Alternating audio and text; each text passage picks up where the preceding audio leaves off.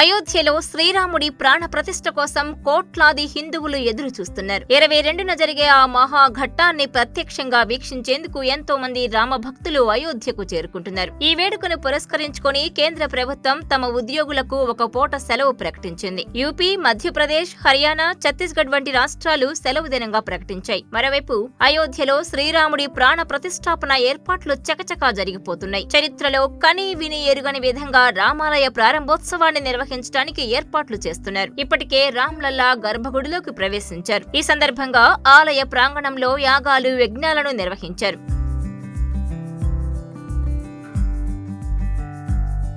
ప్రాణ ప్రతిష్ఠ వేడుకకు 8,000 మంది అతిథులను ఆహ్వానించగా వీరిలో పలువురు పారిశ్రామికవేత్తలు, సినీ రంగ ప్రముఖులు, క్రికెటర్లు ఉన్నారు. కొందరు ప్రైవేట్ జట్లలో, మరికొందరు రెగ్యులర్ విమానాల్లో అయోధ్యకు చేరుకోనున్నారు. అయోధ్య, లక్నో నగరాల్లో వీరు బస చేస్తారు. దాదాపు 100 మేరకు వచ్చే చార్టర్డ్ విమానాల పార్కింగ్ కు చుట్టుపక్కల 4 రాష్ట్రాల్లోని 12 విమానాశ్రయాల్లో ఏర్పాట్లు చేశారు. భద్రతా ఏర్పాట్లలో భాగంగా పలు రకాల దాడులను ఎదుర్కోవడంలో శిక్షణ పొందిన బహుళ దళాలను అయోధ్యకు తరలించారు. ఇటీవలి G20 సదస్సు సందర్భంగా వినియోగించిన ప్రమాదకర పదార్థాల దాడులు ఎదురైతే స్పందించే ప్రత్యేక వాహనాలను అందుబాటులో ఉంచారు. అలాగే సరయూ నది తీరంలో గజ ఈతగాళ్ల దళాలను నియమించారు.